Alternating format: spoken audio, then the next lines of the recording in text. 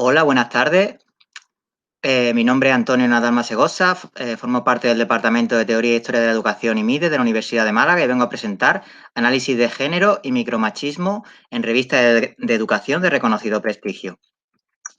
Lo primero es acotar eso de reconocido prestigio, lo cual viene impuesto por la Agencia Andaluza del Conocimiento y la Agencia Nacional de Evaluación de la Calidad y Acreditación, ANECA, que consideran que son revistas de reconocido prestigio las que ocupen posiciones relevantes en los listados por ámbito científico en el Subject Category Listing del Journal Citation Reports, JCR, y en esas indexaciones que pueden ver ahí en la pantalla, SCI, SSCI, AHCI, en fin, como decimos, la Agencia Andaluza del Conocimiento y la ANECA. Llama la atención distintas definiciones de prestigio según el diccionario de la Real Academia Española, pues tanto eso puede ser la pública estima de alguien o de algo fruto de su mérito,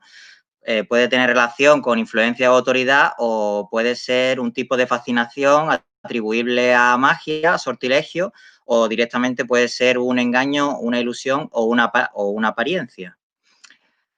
Con que los prestigiadores se emboban y embaucan al pueblo. Ya centrándonos en las revistas españolas, solo 131 forman parte del ranking JCR, es decir, un 1,076% total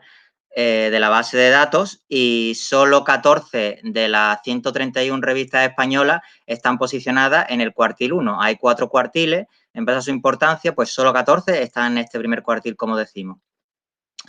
Es importante saber para quienes aspiran a ser profesorado, ayudante doctor o contratado doctor, que para obtener la puntuación máxima en experiencia investigadora, eso que llaman publicaciones científicas con proceso anónimo de revisión por pares, no solo en ciencias de la educación, sino también en económicas, empresariales, ciencias de la comunicación y periodismo, sociología, política, administración. La ANECA considera necesario, como estándar, al menos la publicación de un artículo indexado y 2 no indexados, pero que cumplan sus requisitos. Las puntuaciones son bastante llamativas, porque, por ejemplo, hay una máxima puntuación de 60 sobre 100 dentro de la especialidad de Ciencias Sociales y Jurídicas, que es la que nos encontramos en este momento, según la cual una puntuación máxima de artículos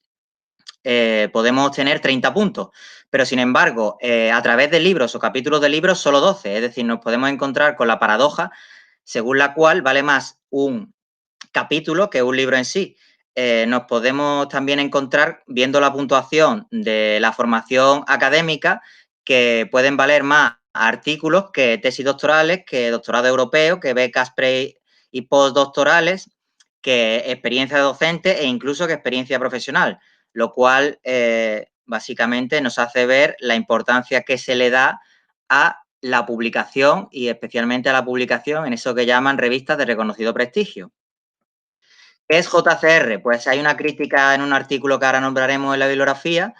que lo define como algo que ha sido mitificado por el mundo académico y sin embargo en realidad es un emporio macromercantil que dicta certificados de calidad o de invalidez académica. Numerosos profesores de los Estados Unidos parecen adorar a estas 3 letras. Resumidamente, JCR califica, según su criterio, el relativo impacto y la presunta relevancia de las que considera principales revistas científicas, pero no en la sociedad, sino de una forma, en mi opinión, endogámica, es decir, no se mide el número general de lecturas o si lo escrito e investigado ha supuesto alguna modificación en alguna política social, económica, científica o similar, sino cuestiones como el número de citas entre pares, por decirlo de algún modo, de ahí lo endogámico.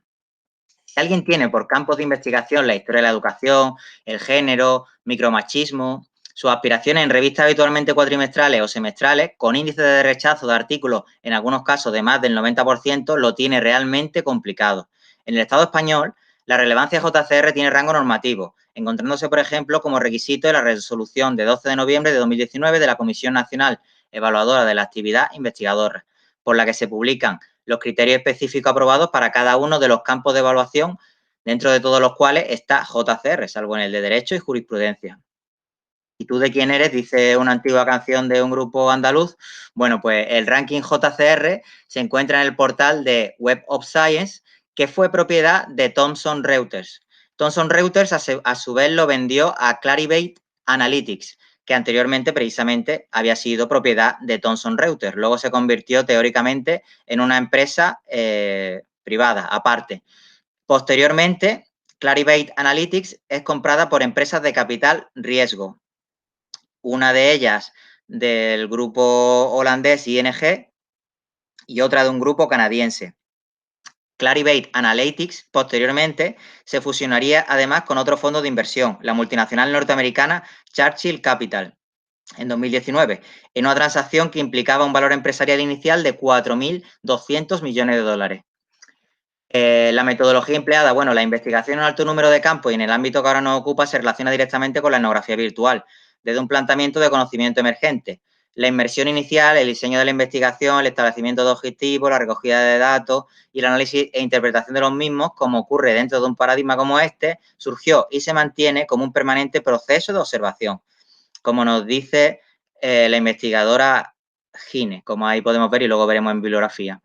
Los objetivos, pues conocer qué era eso del prestigio, quién lo determina, quién lo posee, cuáles eran las revistas de educación indexadas en el JCR, centrándonos en las líneas editoriales, políticas y alcance de algunas de ellas, y conocer la relevancia otorgada a género y micromachismo en algunas de ellas.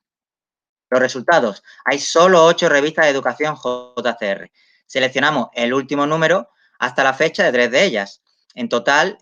vimos 38 artículos en el cual he visto temáticas, palabras clave, contenido, variables. Los resultados. Pues la primera revista analizada fue Portal Linguarum, en su número 33 de enero de 2020, que incluía 17 artículos y 3 reseñas de libros. Lo más importante de esta revista es que se autodefine como una revista interuniversitaria internacional especializada en didáctica de las lenguas extranjeras, cuyo objetivo es publicar estudios empíricos, revisiones críticas y modelos teóricos que se relacionen con los múltiples factores que influyen en la enseñanza y el aprendizaje de lengua extranjera, dentro de los cuales consideran el género de los estudiantes como característica personal. Realmente, en el primer artículo que encontramos algo relacionado con el género, se reconocía que debía tenerse en cuenta para capturar una imagen más holística del aprendizaje de inglés en la infancia dejada atrás en la China rural. En otro artículo, también del mismo origen, el octavo de la revista, el género sí era una variable que se estudiaba, indicándose que el vínculo positivo entre las relaciones estudiante-docente y los resultados académicos está parcialmente mediado por la motivación en el aprendizaje de una lengua extranjera, sin ignorar el nivel socioeconómico y el género. El género también era básico en otro artículo posterior, indicándose que el profesorado debe ser consciente de los tipos de diferencias de género en la competencia pragmática como reguladora del dominio del habla de lenguas extranjeras. En otro artículo se menciona el potencial de las lecciones de inglés como lengua extranjera basadas en la literatura para abordar el prejuicio intercultural, empleando ejemplos sobre violencia de género. En un artículo sobre las percepciones de docentes de inglés como lengua extranjera de las escuelas privadas sobre la evaluación en Turquía, no se pudieron encontrar diferencias entre géneros y grupos con diferentes experiencias docentes, con lo cual algo se vio el género.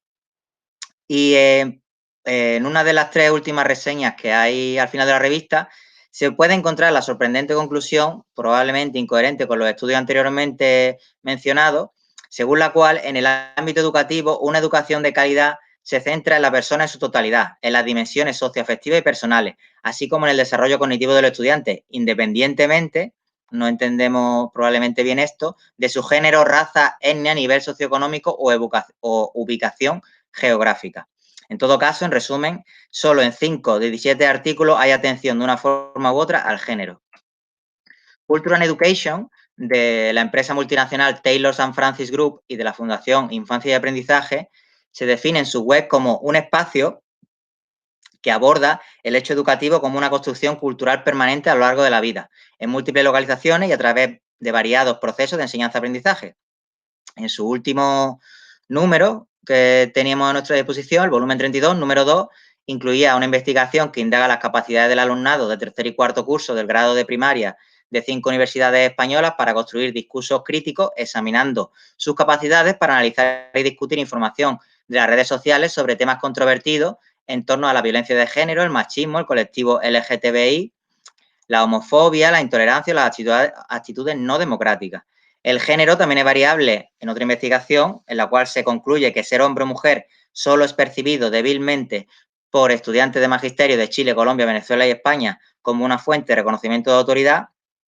Y en un estudio sobre lengua árabe, el género es fundamental y se observó mayor rendimiento de las chicas respecto a los chicos en algunas cuestiones, con lo cual el género estudiantil parece influir también en el rendimiento en materia de vocabulario académico.